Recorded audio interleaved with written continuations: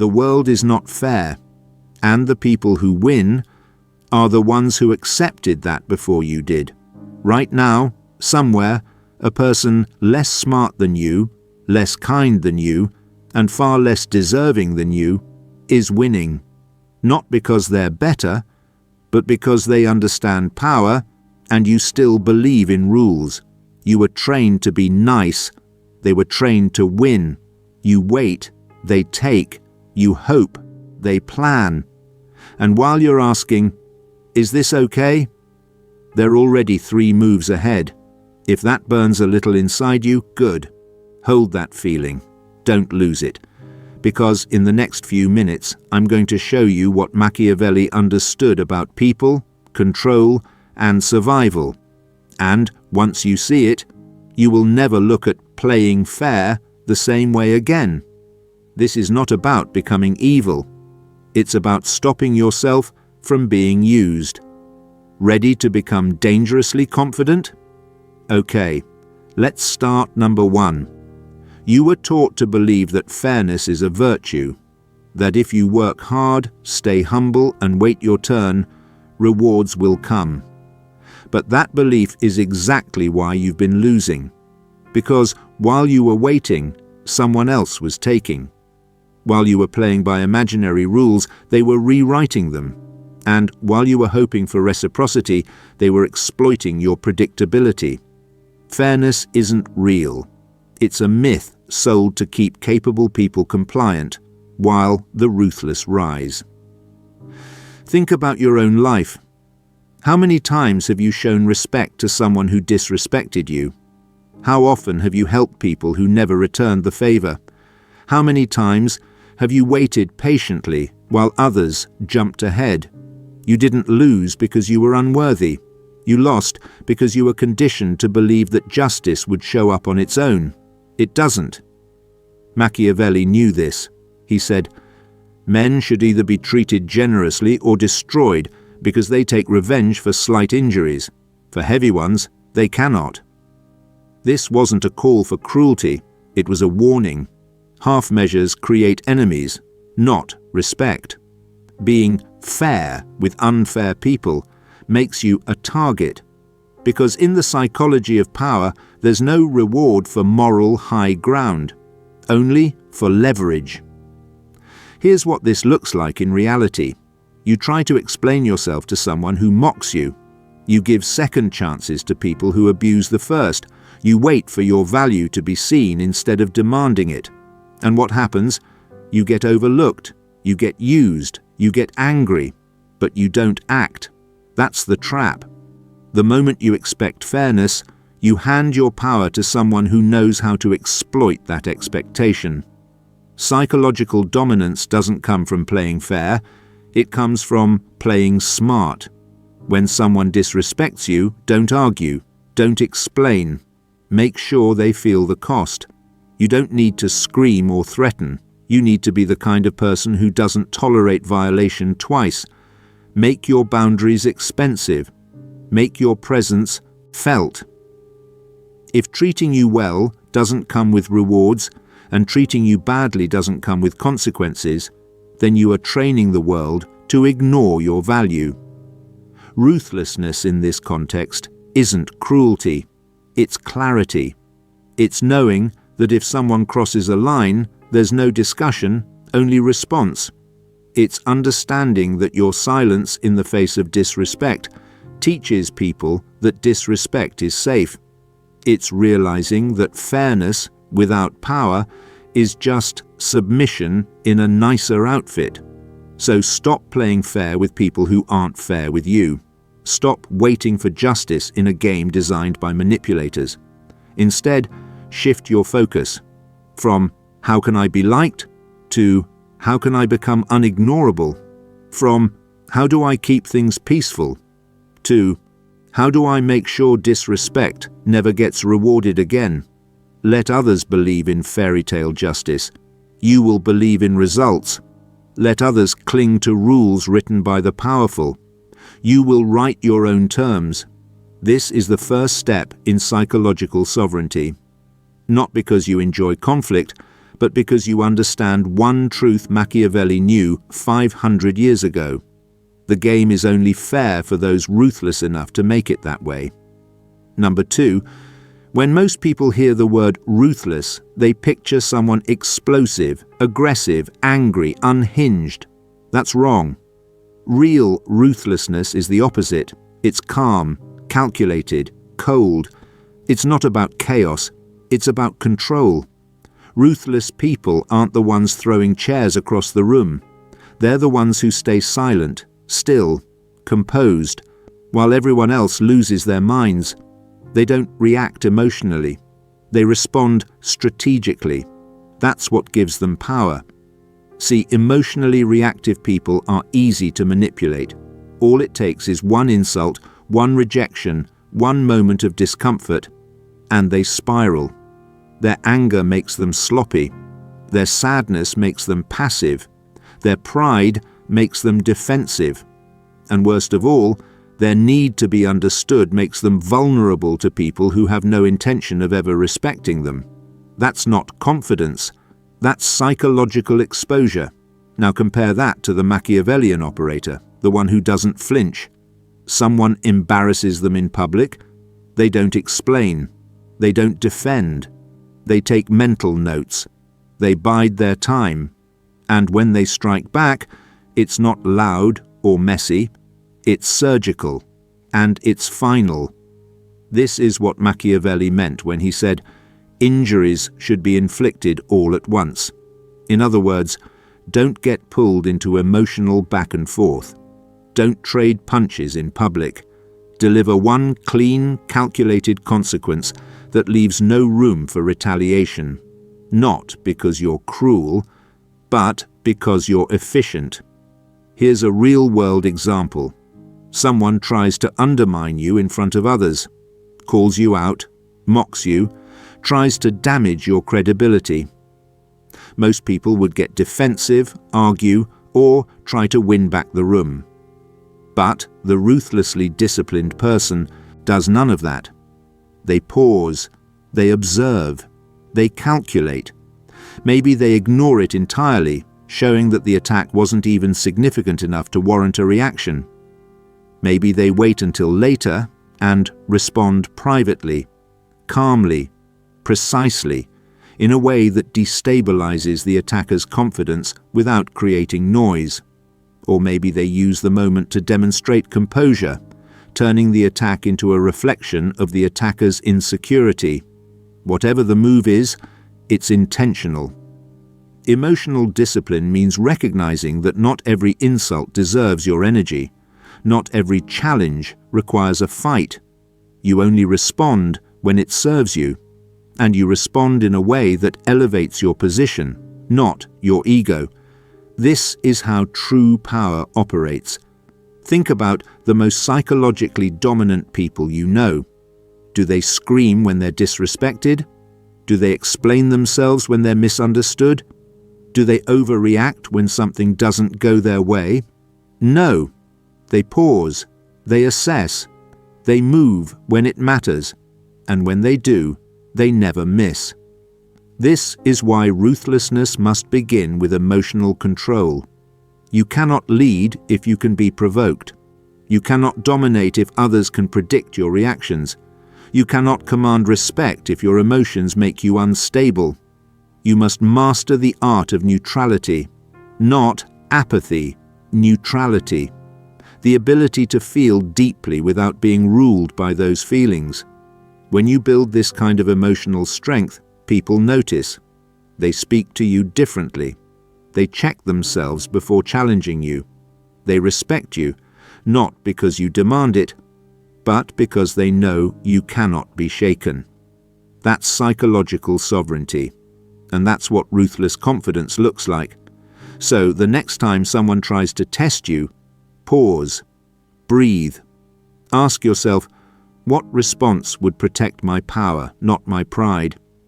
That single question will change the way you move in the world, because the moment you stop reacting emotionally, you start responding like a strategist, and that's when the room starts shifting in your favor.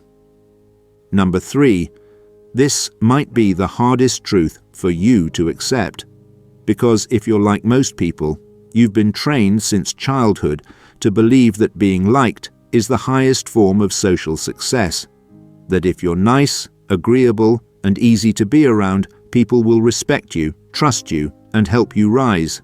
But they won't, because being liked isn't the same as being respected. And in the game of power, respect always outranks likability. Here's the brutal truth. Likable people get taken advantage of. They get passed over. They get underestimated. Not because they lack value, but because they train others to see them as safe, predictable, and easy to access.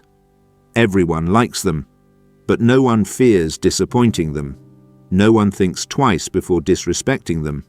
No one worries about consequences, because the likable person rarely enforces any. Now contrast that with someone who exudes psychological dominance. They're not cruel, they're not rude, but they have presence, boundaries, standards. When they speak, people listen. When they say no, it's final. When they're in the room, people pay attention. Not because they're loud, but because they've built a reputation. This is someone who cannot be played with. Machiavelli said, "It is much safer to be feared than loved, if one must choose." He didn't mean fear through violence or cruelty. He meant fear through consequence, through reputation, through being the type of person others know not to cross, because doing so will cost them. Likability doesn't protect you, dominance does. When people respect your strength, they self-correct around you. They weigh their words. They measure their actions. They know your tolerance has limits, that you give trust selectively, that access to your time, energy, and approval is a privilege, not a default. Let me make this practical. A likable person says yes to things they don't want to do, just to avoid disappointing others. A dominant person says no, calmly, clearly, and without guilt, because they understand that their time has value. A likable person explains themselves constantly, hoping to be understood. A dominant person makes decisions and lets outcomes speak for themselves. A likable person tolerates subtle disrespect and calls it keeping the peace. A dominant person identifies disrespect early and shuts it down before it spreads. Here's the real power shift. Instead of asking, "Will they still like me if I say this?" you start asking, "Does saying this reinforce my value or compromise it?" You stop aiming to be liked by everyone and start being respected by the right people. And the irony? Once you build psychological dominance, the right people do like you, because strength recognizes strength. Leaders respect leaders. Strategists align with strategists. You attract better allies when you stop trying to be everyone's emotional comfort zone. So if you want to become dangerously confident, stop chasing approval. Start setting the tone. Make your presence feel expensive. Make your standards public. And let others decide whether they can meet them, not whether you'll lower them. Because at the end of the day, likability may win you attention. But psychological dominance wins you power. And power doesn't ask to be liked. It decides who gets to speak. Number 4. The fastest way to lose power is to talk more than you act. Weak people make threats. Strong people make moves. Most people don't realize this, but every time you issue a warning without follow-through, you're training the world to ignore you. Every delay, every hesitation, every "next time I really mean it" strips away your credibility. And in the power game, credibility is currency. Here's what most people do wrong.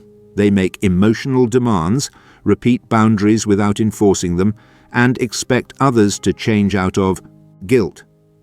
They say things like, "If you do that again, I'll walk away," and then stay. If you keep disrespecting me, we're done, and then come back. These are not boundaries. These are empty performances, and people know it. The moment they see you won't act, they stop listening to what you say. That's how you become psychologically invisible. Now, compare that to someone who moves without announcement. They don't warn. They decide. They don't argue. They reposition. When they say something, it happens.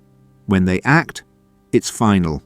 No dramatics, no negotiations, just consequences that speak louder than any speech ever could. Machiavelli said, "If an injury has to be done to a man, it should be so severe that his vengeance need not be feared." In psychological terms, this means when you're forced to make a power move, make it clean, sharp, and irreversible. Don't drag it out. Don't make it personal. Just make it decisive. Here's what this looks like in practice. Someone continues to disrespect you publicly. The weak move is to keep asking for respect, to vent to others, to give them yet another chance.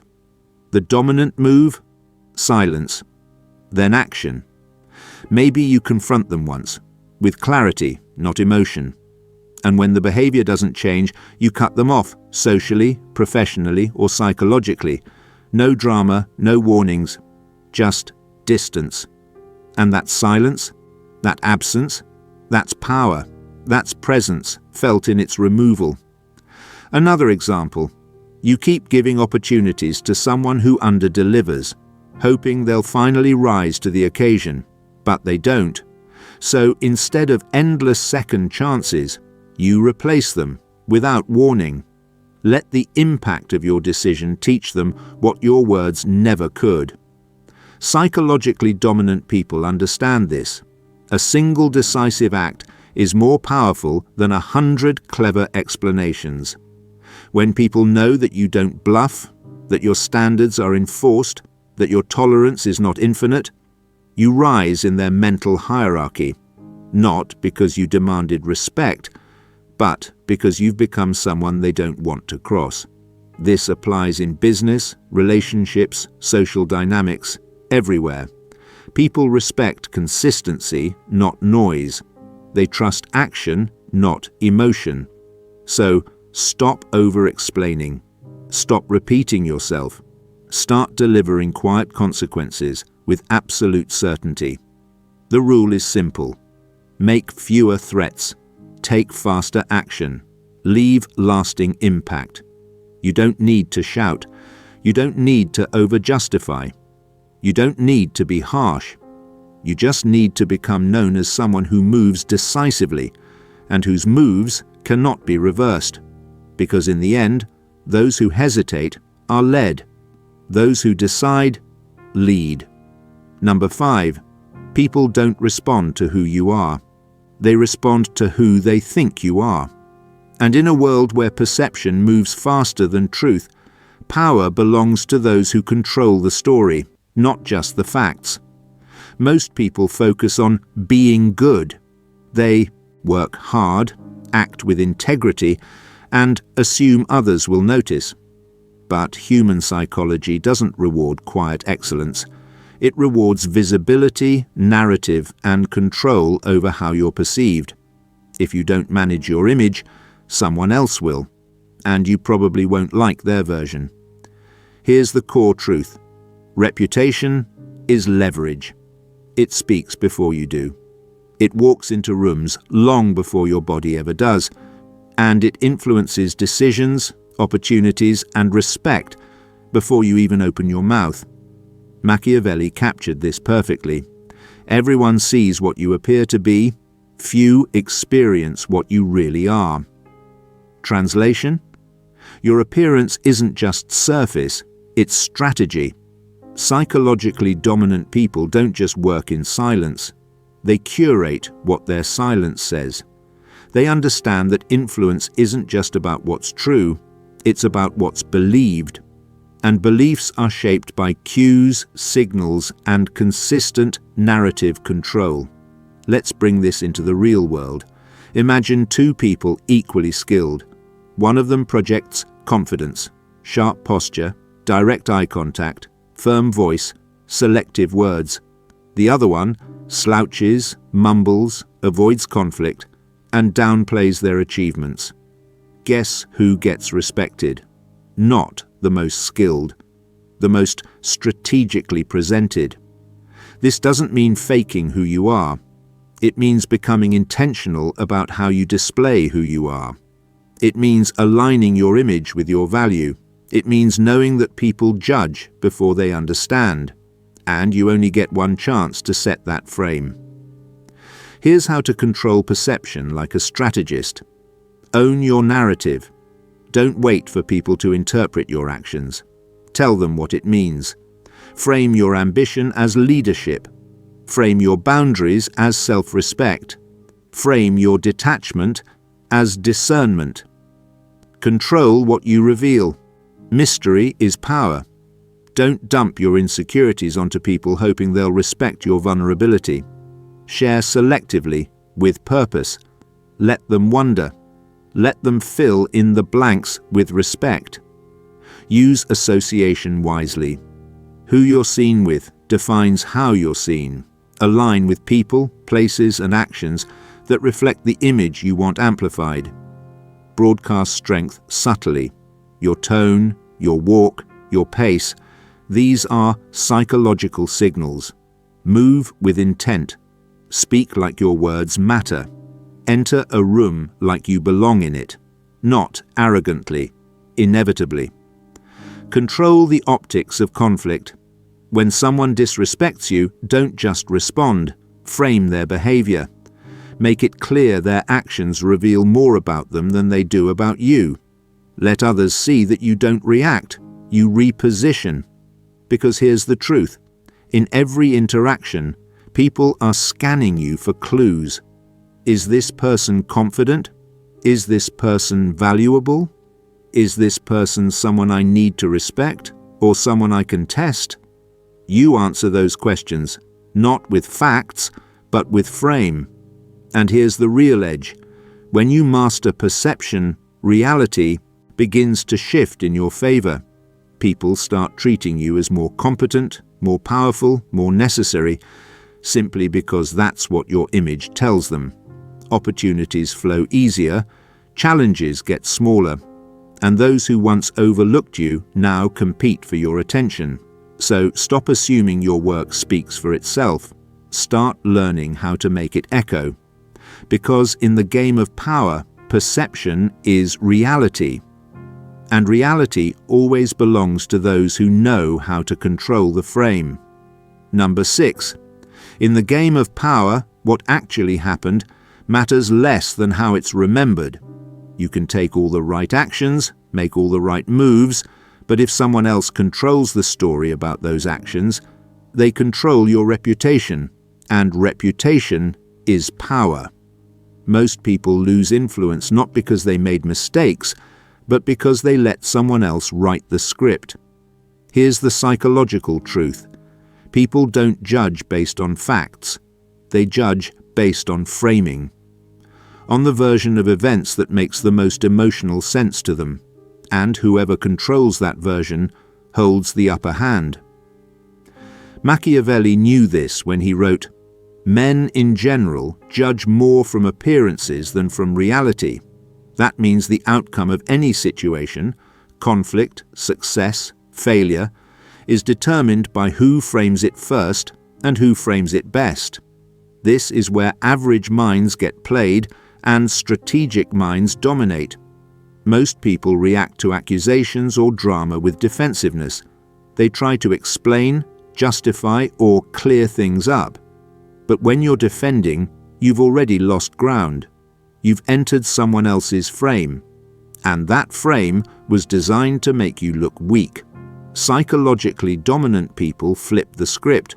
They pre-frame their actions so that when they make bold moves, those moves are seen as strength, not threat. They control the story so precisely that even their enemies sound like supporting characters in their rise. Let me give you a practical example. Say you cut off someone toxic in your circle. they start telling others you're cold, selfish, or disloyal. If you stay silent, people fill in the blanks. If you get defensive, you validate the accusation. But if you frame it like this, I had to distance myself from people who were draining my energy and violating my boundaries, you've shifted the narrative. Now you're not running from the problem, you're rising above it. The lesson? Whoever gets to define the meaning of the action wins. Here's how narrative control works in practice. When you succeed, don't just celebrate. Frame why you succeeded. Not luck, not timing, but strategy, consistency, clarity. When you fail, you don't hide it. You frame it as evolution, a strategic retreat, a calculated pivot. You control what the failure means. When you're attacked, don't just defend, reposition. Let the attacker's behavior reveal their character. Make it clear that opposition only proves your relevance. When you make a controversial decision, explain the principle behind it. I made that choice because I prioritize long-term growth over short-term comfort. That statement turns judgment into admiration. This isn't about lying. It's about leading the narrative. It's about realizing that every powerful person you've ever admired wasn't just strategic in action, they were strategic in how those actions were remembered. And here's the real kicker. Most people are so consumed by emotion in the moment, they forget the story lives much longer than the moment. You can win the argument and lose the war if the story makes you look reactive, unstable, or petty. But if you master narrative, you start influencing how people explain you to others. And once people start using your language to describe your actions, you've won without lifting a finger. So the next time something major happens, pause. Don't react. Don't post. Don't explain. Frame. Decide how this story needs to be told, then move in alignment with that version. Because once people believe your story, they start defending it for you. In the war for influence, facts are weapons, but the story is the battlefield. And the one who defines the story wins the war. Number 7. If people can violate your boundaries without experiencing consequences, your boundaries don't exist. If your standards aren't enforced, they're just suggestions. And if your respect is given freely, it will never be valued. The truth is, power doesn't come from how loudly you demand it. It comes from how quietly you enforce it. And nothing enforces power like systems. Most people try to assert control through emotion. They get upset, raise their voice, give warnings, or guilt trip others into better behavior. But emotion-based authority is fragile. It depends on how you feel in the moment. And once others realize that, they learn how to trigger or wait out your reactions. That's how you lose control. Machiavelli put it this way: a wise ruler should rely on what is in his own control, not on what is in the control of others. In power terms, that means building systems that automatically reward or penalize people based on how they engage with you. No threats, no yelling, just clear, predictable consequences that happen without drama and without warning. Think of it like this: when someone respects your time, they get more access. When they waste it, they get none. No argument, no explanation. Just a system that responds to patterns, not apologies. Let's say you have a friend who consistently shows up late or cancels last minute. Most people would either get resentful, complain, or tolerate it. But a system-driven person changes the rules. You stop inviting them to things that matter. You plan with those who respect your time, and you don't announce it. You implement it. The consequence is the silence, and it speaks volumes.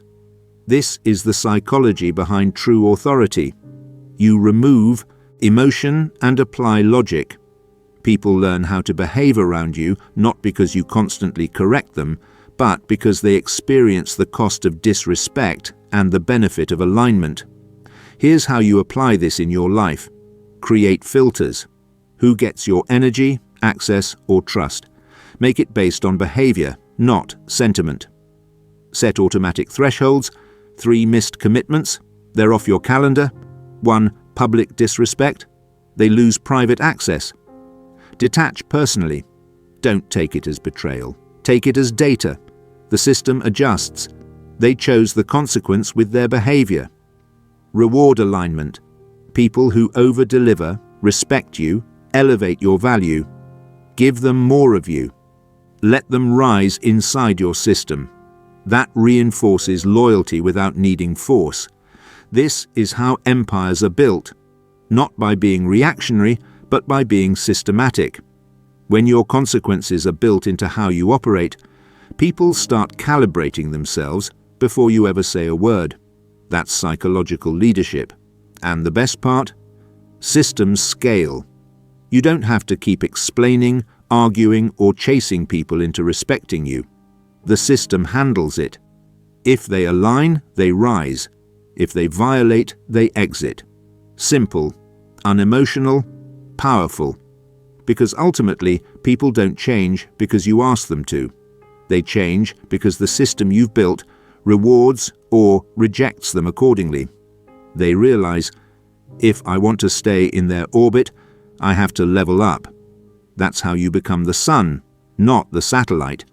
Others revolve around you, or they drift away. So stop negotiating your value. Build systems that prove it. Number 8. The most powerful person in any room is never the loudest. They're the one who says the least, watches the most, and moves when no one's expecting it. You know who they are the moment they enter, but you don't know why. That's silent dominance, and it's the final evolution of psychological power.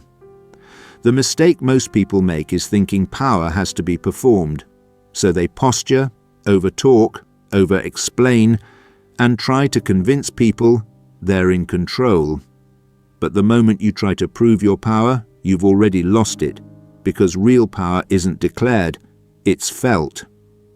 Machiavelli said, "The lion cannot protect himself from traps, and the fox cannot defend himself from wolves.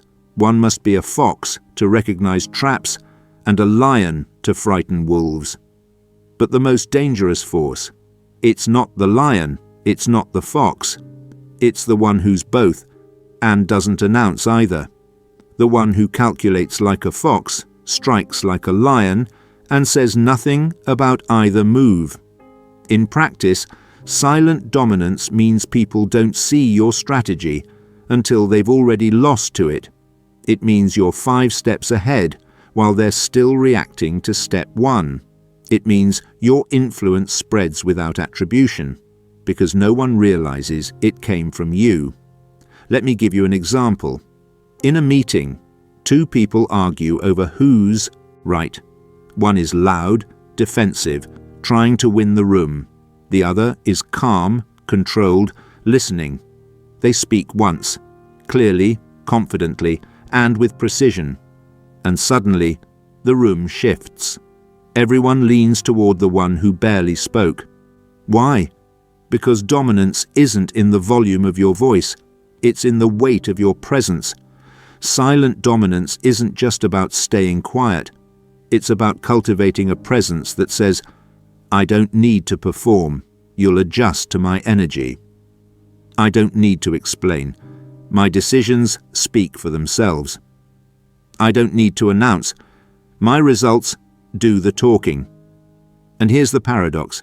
When you stop trying to be powerful, people start treating you like you are. Why? Because silence creates mystery, and mystery creates fear. In the absence of information, people project strength. If they don't know your thoughts, your limits, or your next move, they overestimate all 3. You become untouchable, not because you're impenetrable, but because no one knows where to touch. No one knows how to get leverage on you, because you've given them nothing to use. No emotional tells, no overexposure, no breadcrumbs of insecurity. Just calm, cold control. This is why the most dangerous player is always underestimated, until it's too late. So how do you build silent dominance? Stop explaining. If someone misunderstands you, let them. You don't owe clarity to people who aren't listening. Move quietly. Don't announce your goals. Don't reveal your strategies. Let them see the results, not the process. Observe relentlessly. Collect data on people's patterns, weaknesses, desires, without letting them know what you're storing. Speak with precision.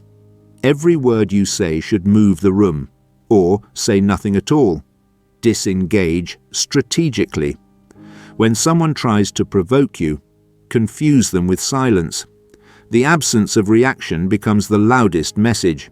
The ultimate form of psychological dominance is invisible influence, where your presence shapes outcomes without you ever needing to raise your voice, defend your stance, or prove your worth.